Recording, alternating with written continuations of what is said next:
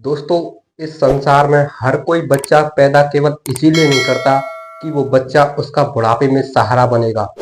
दोस्तों, बल्कि पति पत्नी बच्चे को इस दुनिया में इसीलिए लेकर आते हैं ताकि वो बच्चा उनका वंश चला सके, उनके खानदान को आगे बढ़ा सके। तो दोस्तों, ये कहानी भी एक ऐसी है, जब एक शख्स बार बार प्रयास करने के बाद भी बाप नहीं बन पाता तो हताश हो जाता है और हताश होकर के साइड में बैठ जाता है। अपनी पत्नी के साथ 3 साल रहने के बाद उसे डॉक्टर्स की सहायता से पता चलता है, डॉक्टर्स की सहायता से मदद से पता चलता है कि कमी उसमें नहीं बल्कि कमी उसकी पत्नी में है।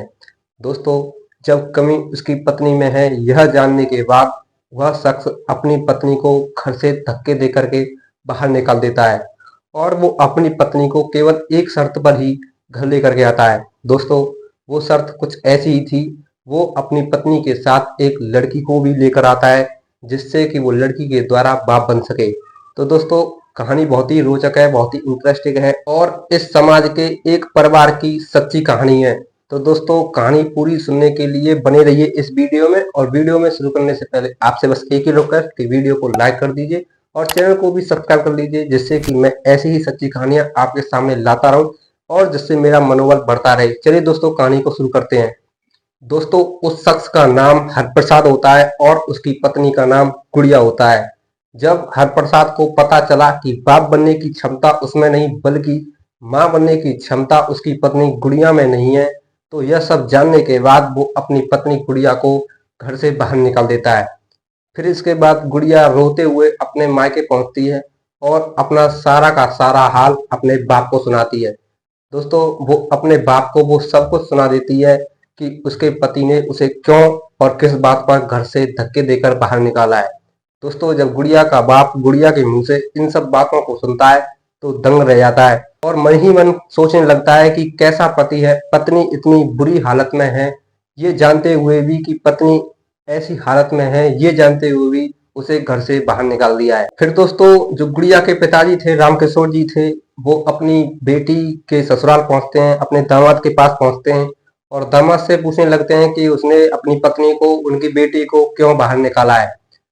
फिर दोस्तों, हरप्रसाद कहता है कि क्यों जानते हुए भी अनजान बन रहे हो ससुर जी, जब आपकी बेटी मेरे वंश को नहीं चला सकती है तो मैं ऐसी पत्नी को रख करके, ऐसी औरत को रख करके क्या करूंगा, आप ही बताइए। फिर दोस्तों, इसके बाद रामकिशोर जी कहते हैं कि बेटा जरा सोचो, अगर तुम उसे घर से बाहर निकाल दोगे तो मेरी बेटी कहाँ रहेगी, कहाँ जाएगी, आगे की जिंदगी को कैसे बिताएगी। दोस्तों, फिर इसके बाद हरप्रसाद कहता है कि मुझे कुछ नहीं पता, मुझे तो केवल बाप बनने से मतलब है। दोस्तों, हरप्रसाद यहीं रुकता और आगे अपने ससुर रामकिशोर जी से कहता है कि अगर आप चाहते हो कि आपकी बेटी इस घर में रहे तो आपको मेरी शादी अपनी दूसरी बेटी से करानी होगी। दोस्तों, जब इस बात को रामकिशोर जी ने अपने दामाद के मुंह से सुना तो उनके पैर डगमगा जाते हैं और कुछ देर स्थिर हो जाते हैं। स्थिर रहने के बाद वो अपने दामाद से कहते हैं कि तुम होश में तो हो, कुछ बोलने से पहले कुछ सोच समझ भी लिया करो। दोस्तों, फिर इसके बाद हरप्रसाद कहता है कि ससुर जी, मैं जो भी बोलता हूँ सोच समझ कर ही बोलता हूँ, मैं केवल इसीलिए ऐसा बोल रहा हूँ कि आपकी बेटी इस घर में रह सके और आपकी बेटी की इमेज भी खराब ना हो और आपका ही खून मेरे वंश को चला सके। दोस्तों, अपने दामाद हरप्रसाद के मुंह से इन सब बातों को सुनने के बाद रामकिशोर जी अपने घर लौट आते हैं और घर लौट आने के बाद वो अपनी दोनों बेटियों के साथ विचार विमर्श करते हैं। वो अपनी छोटी बेटी मोनिका से कहते हैं कि बेटी तुम ही हो जो मेरी बातों को समझ सकती हो। मोनिका कहती है कि पिताजी बताइए क्या बात है। रामकिशोर जी बोलते हैं कि बेटी, तुम अपनी बहन की जिंदगी को उजड़ने से बचा लो। मोनिका कहती है कि बताइए पिताजी, अगर मुझसे होगा तो मैं कुछ कर पाऊंगी। रामकिशोर जी कहते हैं कि बेटी, तुम अपने जीजा हरप्रसाद से शादी कर लो और शादी करने के बाद उनके आंगन में खुशियां ला दो।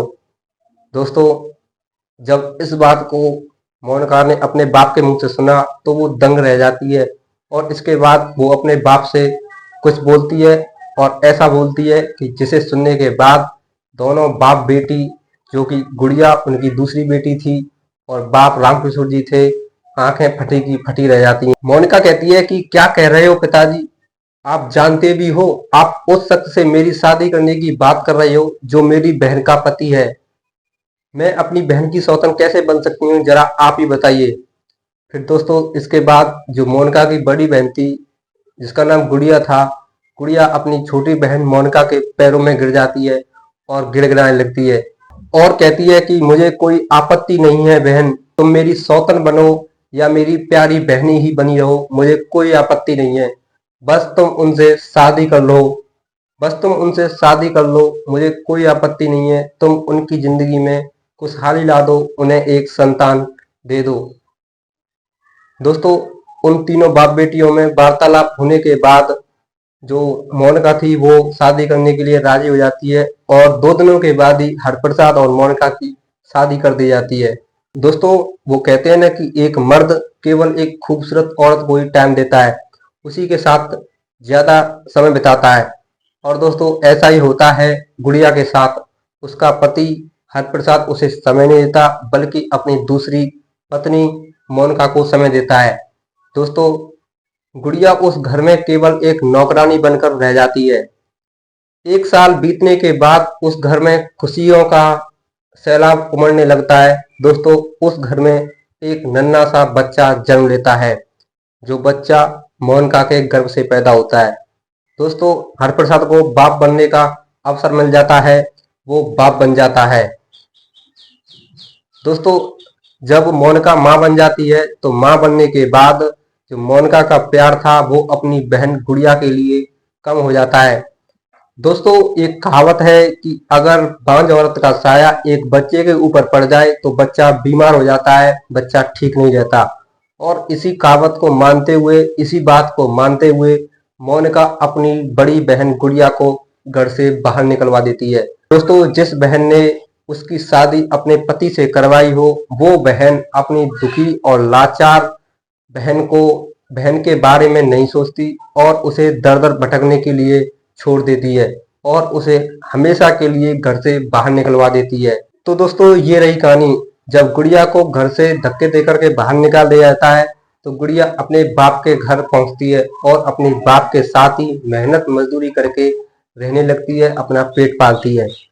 दोस्तों इस कहानी से हमें सबक लेना चाहिए कि जो औरत माँ नहीं बन पाती, जो औरत बांझ होती है, जरूरी नहीं है कि उसमें ममता ना हो, उसमें बच्चों के लिए प्रेम ना हो। दोस्तों एक बांझ औरत का दर्द केवल वही समझ सकता है या वही समझ सकती है जिसका बेटा या बेटी इस दुनिया से चल बसे हों। तो दोस्तों इस कहानी के द्वारा मैं आपसे केवल यही कहना चाहूंगा कि अगर आप ऐसी औरत को जानते हो जो मां न बन सकी हो तो आप उस औरत को ताने न दीजिए। दोस्तों ऐसी औरत अंदर से टूटी हुई होती है।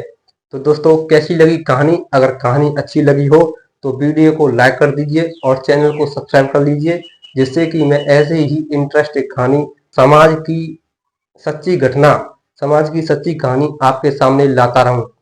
तो दोस्तों मिलते हैं अगली कहानी के साथ, तब तक के लिए जय हिंद, जय भारत।